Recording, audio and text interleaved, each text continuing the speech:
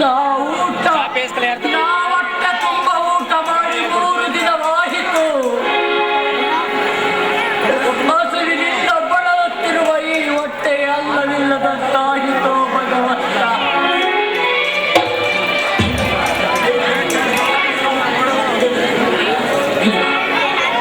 ನಾನು ನನ್ನ ತಂಗಿ ಮನೆಗೆ ಹೋಗಿ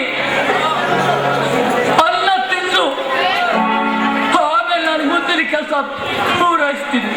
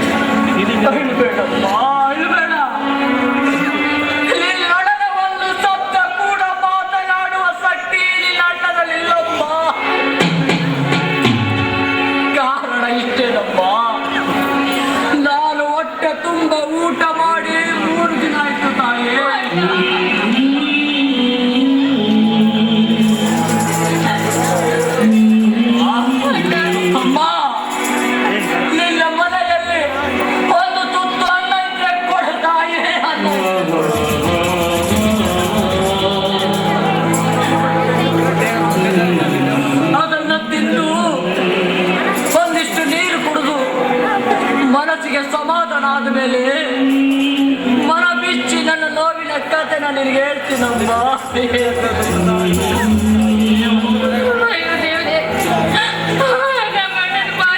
ಎಂತ ಮಾತನ್ನ ಕೇಳ್ತಾ ಇದ್ದೀನಪ್ಪ.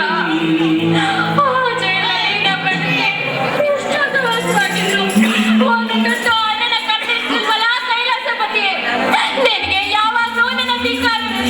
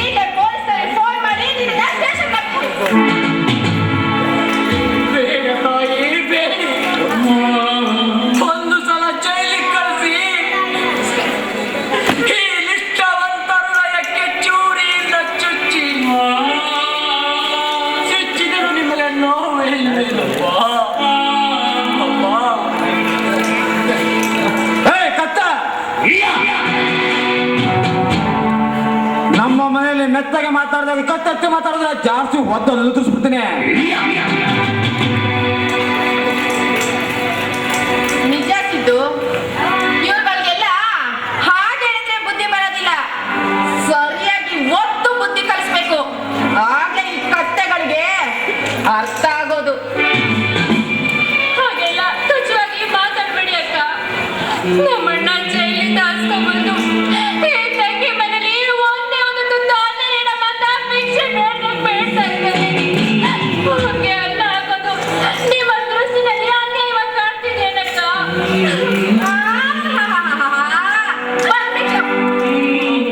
ದೊಡ್ಡದಾಗಿ ಹೇಳೋದಕ್ಕೆ ನಿಮ್ಮಣ್ಣ ಜೈಲಿನಿಂದ ಬಿಡುಗಡೆ ಆಗಿ ಬಂದಿದ್ದಾನೆ ಅನ್ನೋದಕ್ಕೆ ಏನೇ ಸಾಕ್ಷಿ? ಜೈಲು ವಾಸ ಅನುಭವಿಸಕ್ಕಾಗದೆ ತಪ್ಪಿಸ್ಕೊಂಡು ಓಡ್ ಬಂದಿಲ್ಲ ಅಂತ ಹಾಗೆ ಹೇಳ್ತೀಯಾ? ಬದುಕಬೇಕೆಂಬ ಆಸೆಯಂತೂ ನನಗಿಲ್ಲಮ್ಮ. ಲಲ್ಲ ಬದುಕಿಸಬೇಕೆಂಬ ಆಸೆ ಕೂಡ ನಿಮ್ಗಿಲ್ಲ. ಈ ರೀತಿ ಚುಚ್ಚಿ ಮಾತಿನಿಂದ ಚುಚ್ಚಿ ನನ್ನನ್ನು ಸಾಯಿಸೋ ಬದಲು ಒಂದೊಟ್ಟು ಬಿಸಾಯಿದ್ರೆ ಕೊಟ್ಬಿಡು ತಾಯಿ, ಕುಡಿದು ಪ್ರಾಣ ಬಿಡಮ್ಮ. ನನ್ನ ಜೊತೆಲಿರೋನು ಏನಾದ್ರೂ ಈ ರೀತಿ ಮಾಡಿದಿದ್ರೆ ಖಂಡಿತವಾಗ್ಲೂ ವಿಷ ಕೊಟ್ಟು ಸಾಯಿಸ್ತಿದ್ದೆ. ಯಾವ್ದೋ ತಿರುಕನಿಗೆ ಹುಟ್ಟಿದವನು ನೀನು, ನಿನಗೆ ಯಾಕೋ ನಾನು ವಿಷ ಕೊಟ್ಟು ಸಾಯಿಸ್ಲಿ? ಇದು ನನ್ನ ಮನೆ. ಮನೆ ಒಳಗೆ ಬಂದಿರೋ ಭಿಕ್ಷಕನಿಗೆ ಆಚೆ ಹೋಗು ಅಂತ ಹೇಳೋ ಅಧಿಕಾರ ನನಗಿದೆ. ಮರ್ಯಾದೆಯಾಗಿ ಮನೆ ಬಿಟ್ಟು ಆಚೆ ಹೋದ್ರೆ ಬದುಕೋದ್ಯ, ಅಂದ್ರೆ ಶಾಶ್ವತವಾಗಿ ಕಮ್ಮಿ ಇಡಿಸ್ಬೇಕು. ಹಾಗೆ ಮಾಡ್ಬಿಟ್ಟು ಒಬ್ಬರ ಸುಖಕ್ಕೆ ಒಬ್ಬರ ಕೊಲ್ಲುವ ಜನಗಳು ಇಲ್ಲುಂಟು. ಕಬ್ಬಿನಾಳೆಂದು ವಿಷವನ್ನೇ ಕುಡಿಸುವ ನೀಚರು ಇಲ್ಲುಂಟು. ಯಾವ ಶಿಲ್ಪಿ ಕೆತ್ತಿದನು ಈ ಲೋಕದ ಚಿತ್ರವನ? ಎಷ್ಟು ವರ್ಣಿಸಬೇಕು ಇವರ ಗುಣ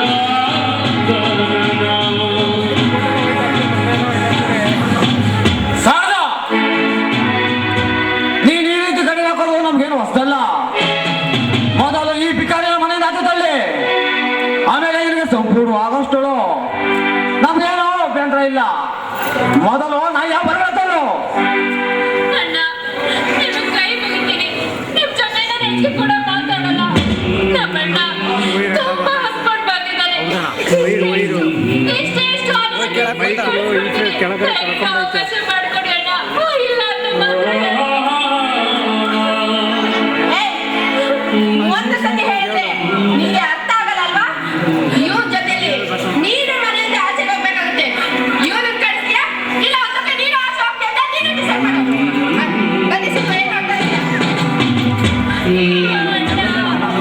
ನನಗೆ ಏನ್ ಮಾಡ್ಲಣ್ಣ? ನನಗೆ ಏನ್ ಮಾಡ್ಲಿ?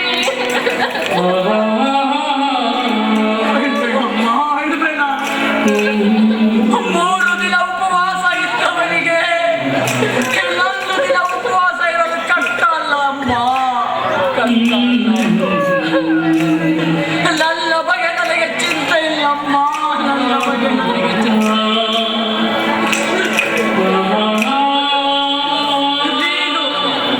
ನೀನು ಇಂಥ ಗೋಮಕ ವ್ಯಾಘ್ರರ ಮಧ್ಯೆ ಬದುಕಬೇಕು ಅನ್ನೋದೇ ನನ್ನ ಚಿಂತೆಯಾಗಿದೆ ಅಮ್ಮ. ಶಾರದಾ, ಧೈರ್ಯದಿಂದ ನಿನ್ನ ಗಂಡ ಬರೋವರೆಗೂ ನಿನ್ನ ಜೀವನದಲ್ಲಿ ಯಾವುದೇ ಏರುಪೇರು ಬಂದರೂ ಧೈರ್ಯದಿಂದ ನಡೆಯಮ್ಮ, ಧೈರ್ಯದಿಂದ ನಡೆ. ಜೀವನದಲ್ಲಿ ಒಂದು ಸಲ ಏಳಿಗಿದರೆ ಆ ಜೀವನ ಮತ್ತೆ ಬರೋದಿಲ್ಲಮ್ಮ, ಮತ್ತೆ ಬರೋದಿಲ್ಲ. ಬರ್ತೀನಮ್ಮ, ಬರ್ತೇನೆ. ಅಣ್ಣ, ಹೊರಟು ಗಂಡನಿಗೆ ಒಂದು ತುತ್ತು ಅನ್ನ ಹಾಕೋ ಯೋಗನೆ.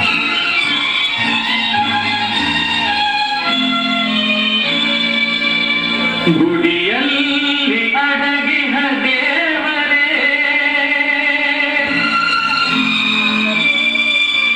ನಗಲೇ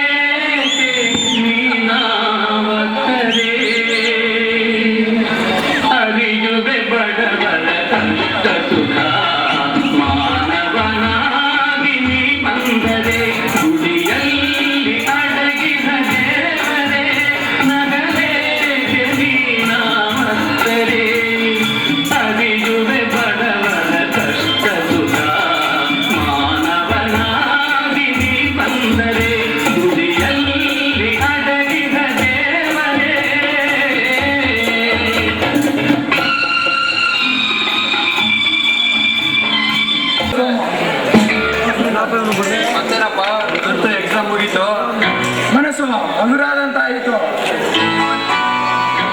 ಇನ್ನೂ ಒಂದು ಕೆಲಸ ಬಾಕಿ ಉಳಿದಿದೆ ಕಣ. ಅದ್ಯಾವ ಬಾಕಿ ಹೇಳ್ರ, ಹೋಗೋ ಮುನ್ನ ಮುಚ್ಬಿಟ್ಟು ಹೋಗ್ತೀನಿ. ಇಲ್ಲಿ ಮುಗಿಸುವಂತ ಕಾರ್ಯವಲ್ಲಪ್ಪ. ಅದೇನಪ್ಪ ಇಲ್ಲಿ ಮುಗಿಸಲಾರದಂತ ಅಂತ ಅರ್ಥ ಕಾರ್ಯ. ಅಷ್ಟು ಅರ್ಥ ಆಗ್ತಿಲ್ಲ. ಸೋಮಶೇಖರ ಹೃದಯದ ಮನ ಎದುರಾಗ್ಬೇಕು ಅಂದ್ರೆ ನನ್ನ ಭಾವಿ ಪತ್ನಿಯೊಡನೆ ಪ್ರೀತಿಯಿಂದ ಮುದ್ದಾಡಿ ಯಾವಾಗ ಪ್ರಚಲಿಸ್ತಾಳ ಅನ್ನೋದೊಂದು ಮಹತ್ವದ ಕಾರ್ಯ ಹೊಂದಿದ್ದೇನೆ. 100% ಕರೆಕ್ಟ್ ಕಣ. ಸರಳ ಅಂತ ಹೃದಯ ನನ್ನ ಶಾರದ, ಕೈ ಇರೋ ಭಾಗ್ಯದಲ್ಲಿ ನಾನೇ ಕಣ. ಮತ್ತೆ ಊರಿಗೆ ಯಾವ ಪೈಡ ನಾಳೆ ಬರ್ತೀನಿ ಅಂತ ನಮ್ಮ ಮಾವನಿಗೆ ಫೋನ್ ಮಾಡಿದ್ರು. ನಾಳೆ ಅಂತೂ ಸ್ನೇಹಿತರಿಗಿಂತ ಪತ್ನಿ ಹೆಚ್ಚಾದೇನು? ಇಲ್ಲ ಕಣ, ಅಂತ ಗುಣವತ್ತ ಹೆಂಡತಿ ಪಡೆದ ಭಾಗ್ಯಶಾಲಿ ನಾನೇ ಸಿದ್ಧಾರ್ಥ. ನೀವು ಕೂಡ ಒಂದು ನಮ್ಮ ಕಡೆ ಊರು ಬಂದ್ರು, ನನ್ನ ಹೆಂಡತಿನ ಕಂಡ್ರೆ ನೀವೇ ತಲೆಬಾಗಿ ನಿಲ್ಲುವಿರಿ. ಅಂತ ಹೆಂಡತಿ ಪಡೆದ ನೀನೇ ಭಾಗ್ಯಶಾಲಿ ಕಳಿಸಿದ.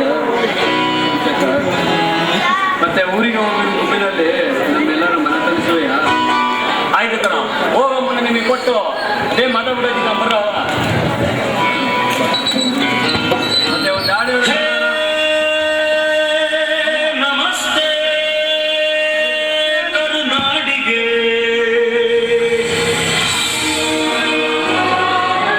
ಚಿರಕಾಲ ಇರಲಿ ಸ್ನೇಹ, ಚಿರಕಾಲ ಇರಲಿ ಪ್ರೇಮ, ಚಿರಕಾಲ ಇರಲಿ ಹಾಡು, ಚಿರಕಾಲ ಇರಲಿ ನೆನಪು. ಹೇ ನಮಸ್ತೆ ಕರುನಾಡಿಗೆ.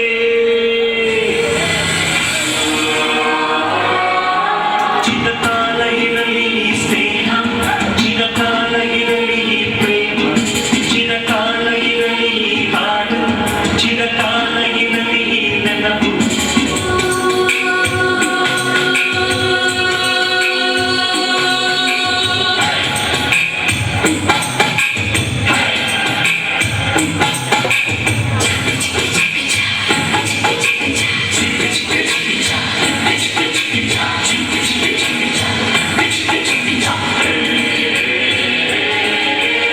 ಸ್ನೇಹಕ್ಕೆ ಸ್ನೇಹ, ಪ್ರೀತಿಗೆ ಪ್ರೀತಿ, ಸ್ನೇಹಕ್ಕೆ ಸ್ನೇಹ, ಪ್ರೀತಿಗೆ ಪ್ರೀತಿ.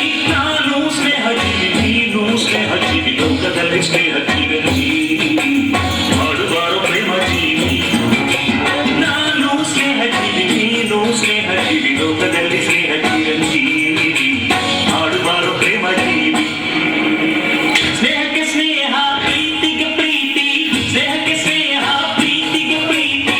ನಾನು ಸ್ನೇಹ ಜೀವಿ, ನೀನು ಸ್ನೇಹ ಜೀವಿ, ಲೋಕದಲ್ಲಿ ಸ್ನೇಹ ಚಿರಂಜೀವಿ, ಮಾಡುವಾರು ಪ್ರೇಮ ಜೀವಿ. ನಾನು ಸ್ನೇಹ ಜೀವಿ, ನೀನು ಸ್ನೇಹ ಜೀವಿ, ಲೋಕದಲ್ಲಿ ಸ್ನೇಹ ಚಿರಂಜೀವಿ, ಮಾಡುವಾರು ಪ್ರೇಮ ಜೀವಿ.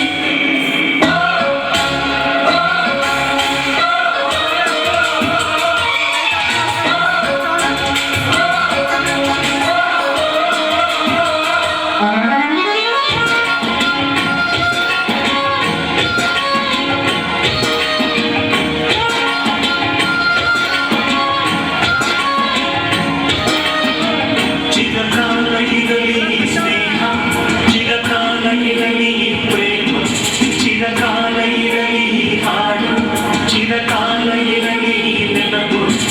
ಪಕ್ಕದ ಊರು ನನ್ನೂರು, ಇನ್ನೊಂದು ಎರಡು ಒಂದೂರು, ಇಲ್ಲಿನ ಜನರು ನಿನ್ನೋರು, ಒಂದಾಗಿ ಇರುವ ಅನ್ನೋರು. ನಿಮ್ಮೂರ ದಾಸಪದ ನಮ್ಮೂರಲ್ಲಿ, ನಿಮ್ಮೂರ ಜಾನಪದ ನಮ್ಮೂರಲ್ಲಿ. ನಿಮ್ಮಗನು ರಾಯ, ನಮ್ಮವನು ನಮ್ಮ ದೇವರೊಂದೇ. ನಾನು ನಿಮ್ಮವನು, ನೀನು ನಮ್ಮವನು, ನಮ್ಮ ಆಸೆ ಒಂದೇ. ಸ್ನೇಹಕ್ಕೆ ಸ್ನೇಹ, ಪ್ರೀತಿಗೆ ಪ್ರೀತಿ, ಸ್ನೇಹಕ್ಕೆ ಸ್ನೇಹ, ಪ್ರೀತಿಗೆ ಪ್ರೀತಿ. ನಾನು ಸ್ನೇಹ ಜೀವಿ, ನೀನು ಸ್ನೇಹ ಜೀವಿ, ಲೋಕದಲ್ಲಿ ಸ್ನೇಹ ಚಿರಂಜೀವಿ, ಮಾಡುವಾರು ಪ್ರೇಮ ಜೀವಿ. ನಾನು ಸ್ನೇಹ ಜೀವಿ, ನೀನು ಸ್ನೇಹ ಜೀವಿ, ಲೋಕದಲ್ಲಿ ಸ್ನೇಹ ಚಿರಂಜೀವಿ, ಮಾಡುವಾರು ಪ್ರೇಮ ಜೀವಿ.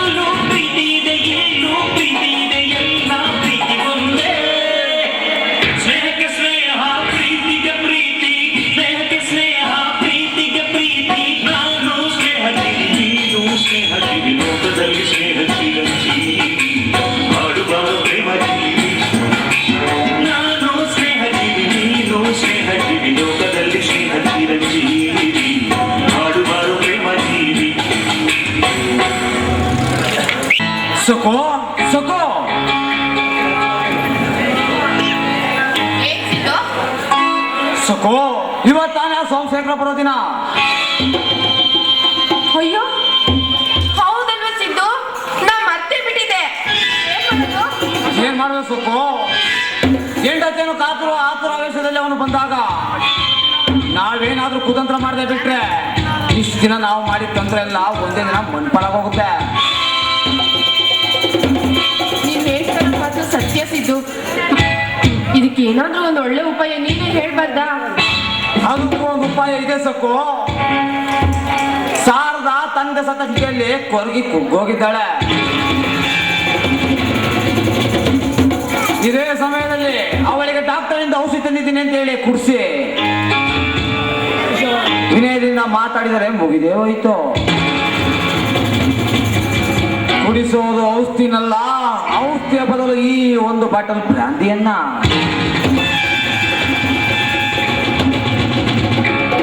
ಕೂಡಿದ ಮುಪ್ಪಿನಲ್ಲಿ ಆ ಶಾರದಾ ಒಂದು ಕಡೆಯಿಂದ ಸೋಮಶೇಖರ ಬರುವುದಕ್ಕೂ ಇನ್ನೊಂದು ಕಡೆಯಿಂದ ಅದೇ ವ್ಯಕ್ತಿಯನ್ನು ನಾವು ತಂದು ನಿಲ್ಲಿಸುವುದಕ್ಕೂ ಒಂದೇ ಆಯ್ತು ಅಂದರೆ ಮುಗಿದೇ ಹೋಯ್ತು. ಆ ದೃಶ್ಯವನ್ನು ಕಣ್ಣಾಲ ಕಂಡ ಸೋಮಶೇಖರ ಅವಳ ಕಣ್ಣೆತ್ತು ಸಹ ನೋಡಲ್ಲ. ವಾ ಸಿದ್ದು ವಾ, ಎಂತ ಐಡಿಯಾ ಹೇಳ್ಬಿಟ್ಟೆ. ನಿಜವಾಗ್ಲು ತಲೆ ಅಂದ್ರೆ ನಿಂದೆ ಸಿದ್ದು. ಇದೇ ಸರಿಯಾದ ಐಡಿಯಾ. ಆ ಸೋಮು ಶಾರದಾ ಬೇರೆ ಬೇರೆ ಆಗೋದಕ್ಕೆ ಇದೇ ಒಳ್ಳೆ ಟೈಮ್. ತಡ ಮಾಡ್ಬಿಡಸಕು, ಬೇಗ ಹೋಗು. ಸರಿ ಸಿದ್ದು, ನಾನು ಹೋಗಿ ಆ ಸುರೇಂದ್ರನ ಕರ್ಕೊಂಡ್ ಬರ್ತೀನಿ. ನಾನು ಬರೋಷ್ಟಲ್ಲಿ ಅದನ್ನ ಮಿಕ್ಸ್ ಮಾಡಿ ಶಾರದಾಗೆ ಕುಡ್ಸಿರು, ಮರಿಬೇಡ. ಬಾರ ಮೇಲೆ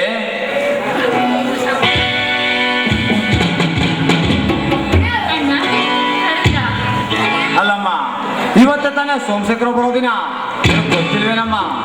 ಗೊತ್ತು ಅಣ್ಣ. ರೈತ ಮಳೆ ಹನಿಗಾಗಿ ಕಾಯೋ ಹಾಗೆ ನಾನು ಅವತಾರನೆ ಕಾಯ್ತಾ ಇದ್ದೀನಿ. ಇನ್ನೊಂದು ಗಂಟೆ ಒಳಗೆ ಬರ್ಬೇಕನಮ್ಮ. ಅದಿರ್ಲಿ, ನೀನ್ ಯಾಕಮ್ಮ ಇಷ್ಟು ಸೊರಗೋಗಿದ್ದೀಯಾ? ನೋಡಮ್ಮ, ನಾನು ಸ್ವಲ್ಪ ಇಬ್ಬರು ಹೊರೆಯದೆ ನಿನ್ನೆ ಮನವಹಿಸಿದೆವು. ದಯವಿಟ್ಟು ಅದೆಲ್ಲ ಕ್ಷಮಿಸಿ ನನ್ನ ಅಂತ ತಿಳ್ಕೊಳಮ್ಮ. ಅಣ್ಣ, ನಿಜವಾಗ್ಲೂ ಈ ಮಾತನ್ನ ನೀವ್ ಆಡ್ತಿದ್ದೀರಾ? ಆ ದೇವ್ರು ನಿಮ್ಗೆ ಇಷ್ಟು ಬೇಗ ಇಂಥ ಒಳ್ಳೆ ಬುದ್ಧಿ ಕೊಡ್ತಾನಂತ ನಾನು ತಿಳ್ಕೊಂಡಿರ್ಲಿಲ್ಲ ಅಣ್ಣ.